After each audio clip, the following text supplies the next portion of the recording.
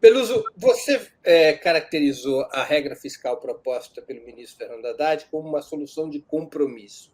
Muitos economistas não conservadores acham que ela é melhor do que o teto de gastos, mas ela fixa um novo teto de gastos muito baixo, de 2,5%. O economista David Decache, diretor do Instituto de Finanças Funcionais para o Desenvolvimento, ele produziu um gráfico comparativo aplicando a regra fiscal que está sendo proposta por Fernando Haddad ao período que vai desde 2003, no início do primeiro governo Lula. Segundo essa síntese, segundo esse gráfico, o país teria perdido, se fosse aplicado desde aquela época o novo arcabouço fiscal, cerca de 8,8 trilhões de reais atualizados em gastos públicos, praticamente um PIB em 20 anos. O próprio Decache, a bem da verdade, alertou que esse estudo é preliminar.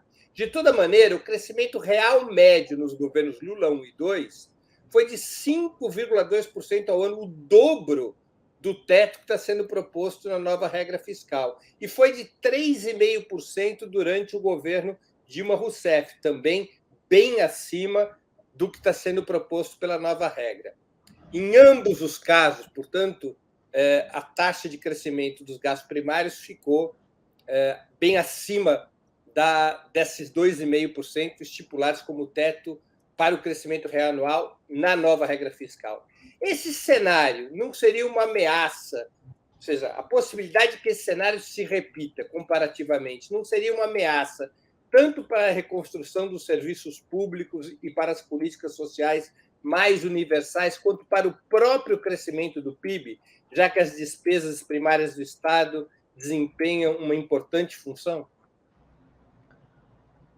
Não, sem dúvida. Eu gostaria de olhar e examinar mais de perto o gráfico do Decache, que foi meu colega na Unicamp, né?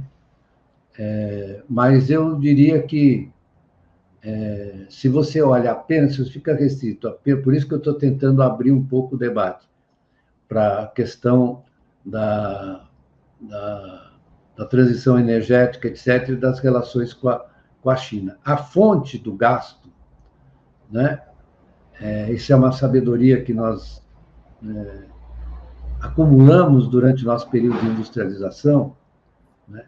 A fonte do gasto, e que, na verdade, facilita a situação fiscal, ou a torna mais folgada, pode ser, por exemplo, uma construção do tipo BRICS, BNDES, investimento nesses setores mais avançados, né? Eu imagino que haja alguma perspectiva de se fazer isso, né?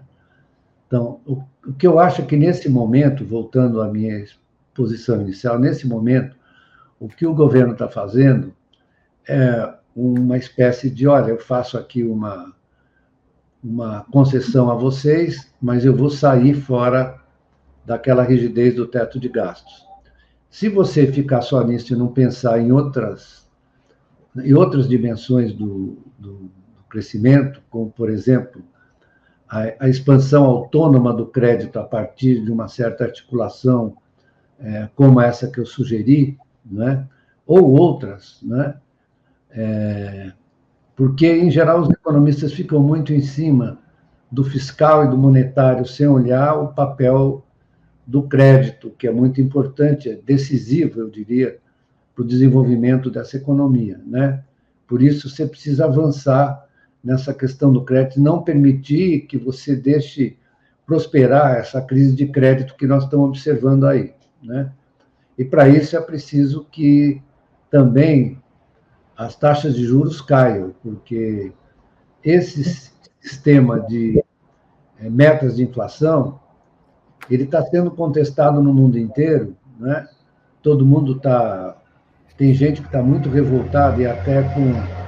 É a vitória dos rentistas. Na verdade, eu diria que nós temos que ir devagar com essa história de rentismo, porque o rentismo é muito mais amplo do que a taxa de juros. O rentismo é você querer adquirir empresas já existentes, projetos já existentes, né? todo o processo de privatização é uma forma de rentismo, certo? Você pega um ativo já existente e vai extrair valor dele. Esse é que é o problema maior, né? No mundo inteiro, aliás, que isso é o fruto da financiarização. Então, você tem que romper esse arcabouço rentista, né? Que não é só o cara ganha com a taxa de juros, que ele pode ganhar e pode perder, como quando sobe a taxa de juros, teve um monte de rentista lá que perdeu pela desvalorização dos ativos que estavam com a taxa de juros velha, certo? Não é bem assim. Então, é uma coisa bem ambígua. Porque quando você sobe a taxa de juros e o estoque de ativos que você tem no seu balanço está com a taxa de juros antiga, e se você precisar vendê-los por qualquer razão, você tem que marcar mercado. Você marca mercado, você vende por uma percentagem mais baixa do valor, né? Se o valor é 100, você vai vender por 95, e aí você perdeu, né? Então, não a história da taxa de juros é um pouquinho mais complexa. Então, o que você tem que fazer, como aconteceu em outras ocasiões, é que você tem que caminhar na direção de um controle maior do crédito, como aconteceu na Europa depois da Segunda Grande Guerra, que a política monetária era, sobretudo, direcionamento e controle de crédito, coisa que nós já tivemos aqui nos períodos de avanço do nosso desenvolvimento. Então, eu acho que é uma coisa um pouco mais complexa de você ficar discutindo apenas você fazer o jogo deles, que você fica fixado apenas, então é a política fiscal.